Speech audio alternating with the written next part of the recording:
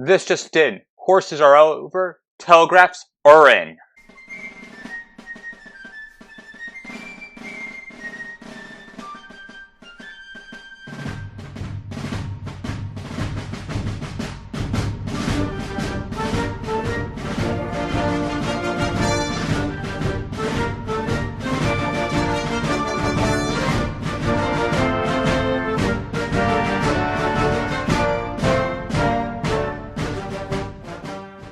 On the 25th, a battle at Springfield, Missouri.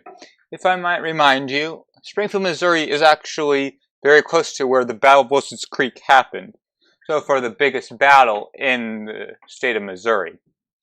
For the upcoming fight, the Union will be led by Major Charles Zagonyi, who will have 330 dragoons at his disposal.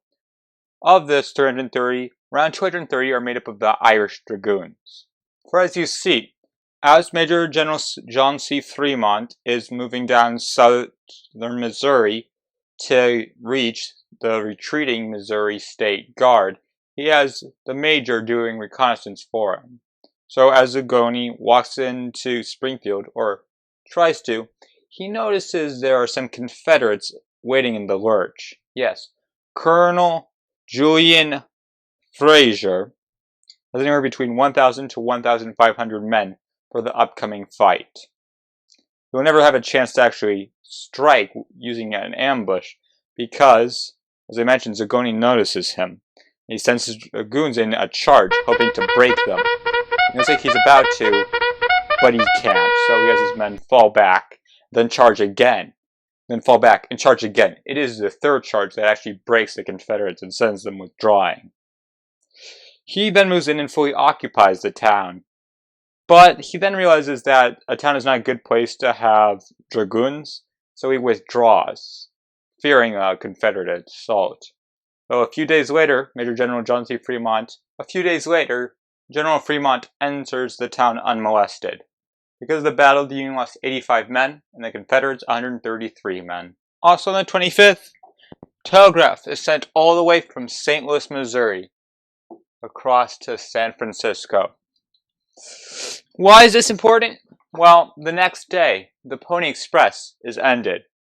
It is financially a loss, having lost $110,000, but its place in history is anything but small.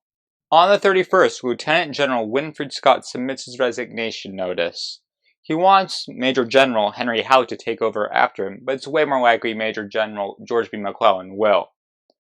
Winfield Scott has been in the Army since 1808 and has led it since 1841.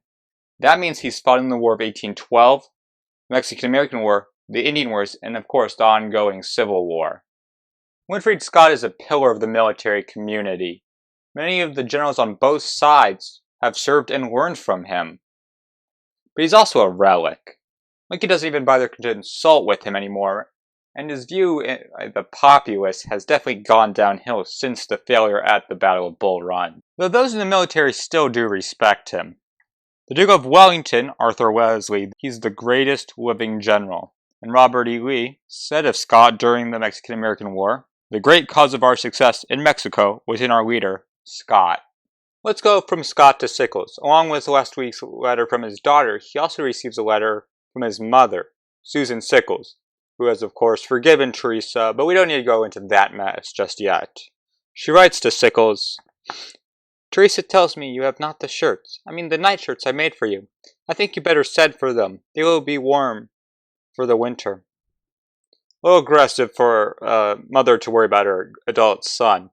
But she also sends something else to Sickles, a locket with a figurine inside of it of his dear Laura, to shield him from all the evil of the world and to remind him what he's fighting for. So, this week ends with the end of a military era.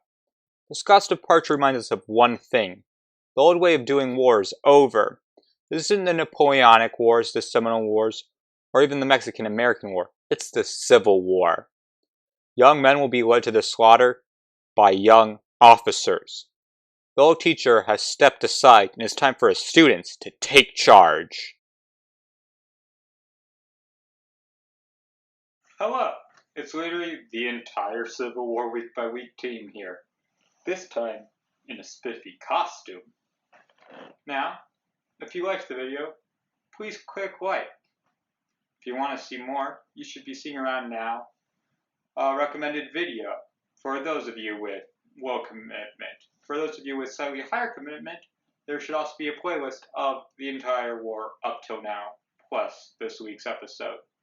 And if you want to see more, or the entire Civil War depresses you, and you're very worried, so you don't want any information about the possible Confederate invasion, which is coming right towards you, Maine, then don't subscribe. But for those of you who are willing to defend Maine, which is in imminent danger, please subscribe. For those of you who disliked the video, you're probably a traitor. Lincoln!